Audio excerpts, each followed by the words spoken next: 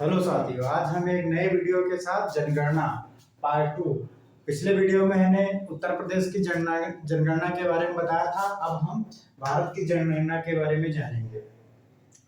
तो पहली बार जो जनगणना हुई थी 1872 ईस्वी में हुई थी और किसके शासनकाल में हुई थी? लॉर्ड मेयो के शासनकाल में हुई थी।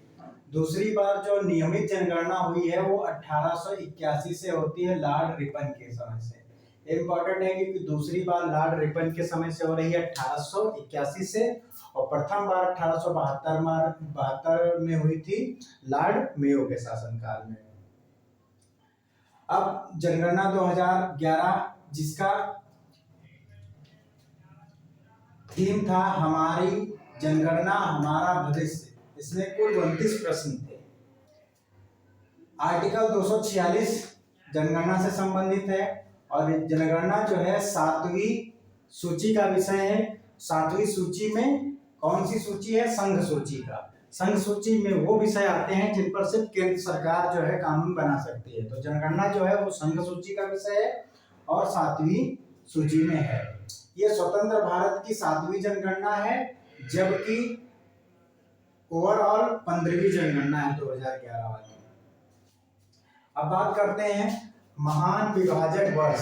तो महान विभाजक वर्ष जो है वो 1921 में होता है और स्वतंत्र भारत की पहली जनगणना 1951 में होती है। इसे 1951 में ही लघु विभाजक वर्ष होता है। महान विभाजक वर्ष 1921, स्वतंत्र भारत की पहली जनगणना 1951 और लघु विभाजक वर्ष भी 1951 में होता है। प्रगणित शिक्षिका इसका शुभंकर था। इसका शुभंकर था प्रगणित शिक्षिका। प्रथम जनगणना जो कमिश्नर थे वो थे डब्ल्यू प्लाडेन। डब्ल्यू प्लाडेन पहले जनगणना कमिश्नर थे। स्वतंत्र भारत के पहले जनगणना आयुक्त R.A. गोपाल स्वामी। R.A. गोपाल स्वामी ये स्वतंत्र भारत के पहले जनगणना आयुक्त थे।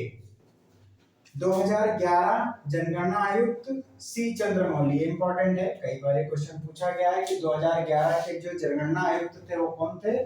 सी चंद्रमौली थे। पहली बार जाति आधारित जो जनगणना हुई थी वो कब हुई थी? 1931 में हुई थी पहली बार। एक मात्र राज्य जहां जनगणना दर घटी, जनसंख्या दर घटी, वो कौन सा राज्य था? नागालैंड था। नागालैंड एक ऐसा मात्र राज्य था जहां पर जो जनसंख्या की दर थी वो नेगेटिव में चली गई थी। साक्षरता दर केरल की 94% है, जो हाईएस्ट है, सबसे हाईएस्ट है। न्यूनतम सबसे कम किसकी है? बिहार की है। महिला साक्षरता दर बिहार की 51.5% है। केरल की साक्षरता दर सबसे हाईएस्ट है, 94% है। न्यूनतम बिहार की है जो 61.8% है और महिला बिहार में 51.5% है। केंद्र शासित साक्षरता दर लक्षद्वीप। केंद्र शासित में सबसे ज्यादा जो है साक्षरता दर है वो किसकी है? लक्षद्वीप की है। और न्यूनतम जो है वो दादर और नागर हवेली की है। केंद्र शासित में सबसे ज्यादा साक्षरता दर जो है वो लक्षद्वीप की है और न्यूनतम साक्षरता दर दादर और नगर हवेली की है। अधिक जनसंख्या वाला जो जिला है वो महाराष्ट्र का कौन है? ठाणे। महाराष्ट्र का ठाणे अधिक जनसंख्या वाला जिला है, जबकि कम जनसंख्या वाला जिला दिबांग घाटी कहाँ पड़ता है? अरुणाचल प्रदेश में पड़ता है। अब अगर हम बात करें तो जो लिंग अनुपात है यानी कि सेक्स रेशियो है वो ओवरऑल 943 है, 1000 पर 943, जिसमें शिशु लिंगानुपात जो है वो 919 है। जनघनत्व की अगर हम बात करते हैं तो जो जनघनत्व है वो हमारा जनघनत्व कितना है? 382 प्रति वर्ग किलोमीटर। कुल जनसंख्या हमारी जो थी 2011 के अनुसार वो थी 121.08 करोड़। विश्व की जनसंख्या का भारत की जो जनसंख्या है वो 17.5% है। इंपॉर्टेंट क्वेश्चन है, इसको इंपॉर्टेंट। विश्व की जनसंख्या का भारत की जनसंख्या 17.5% है, जिसमें पुरुष जो है पुरुष पुरुष कितने हैं 62.32 करोड़ यानी कि 51.47%। महिला 58.75 करोड़ और 48.53%। 10 की वृद्धि दर, ये इंपॉर्टेंट क्वेश्चन है कि जो 10 की वृद्धि दर हुई थी वो कितनी हुई थी 17.7% हुई थी।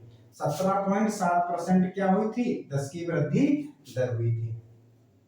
और वार्षिक वृद्धि दर जो है वो 1.64% है। वार्षिक वृद्धि दर 1.64%, 10 की वृद्धि दर 17.7%। कुल साक्षरता दर की बात करें तो कुल साक्षरता दर जो है वो 73% है। ओवरऑल जो साक्षरता दर है वो 73% है, जिसमें से आपके जो पुरुष साक्षरता है वो 80.9% है। महिला साक्षरता दर 64.6% है। कुल साक्षरता दर 73% है, पुरुष जिसमें से 80.9% है, महिला 64.6% है। सर्वाधिक लिंगानुपात, सबसे ज्यादा जो लिंगानुपात है वो किसका है केरल का है 1084/1000 पे, यानी कि सबसे हाईएस्ट है। इसमें अगर बात करेगा कि केंद्र शासित प्रदेश में सबसे ज्यादा हाईएस्ट किसका सेक्स रेशियो है तो आप कहोगे पुडुचेरी। जो पुडुचेरी है तो केंद्र शासित प्रदेश में सबसे ज्यादा सेक्स रेशियो किसका है पुडुचेरी का है। वैसे अगर राज्य में पूछेगा तो केरल का है 1084। सबसे कम लिंगानुपात किसका है हरियाणा का है। एक सबसे कम जो है लिंगानुपात राज्यों में हरियाणा का है 879। और अगर केंद्र शासित प्रदेश में पूछेगा तो कहोगे दमन और दीव का है। सबसे कम लिंगानुपात हरियाणा का है राज्यों में, लेकिन अगर केंद्र शासित प्रदेश की बात करेगा तो दमन और दीव की बात करेंगे।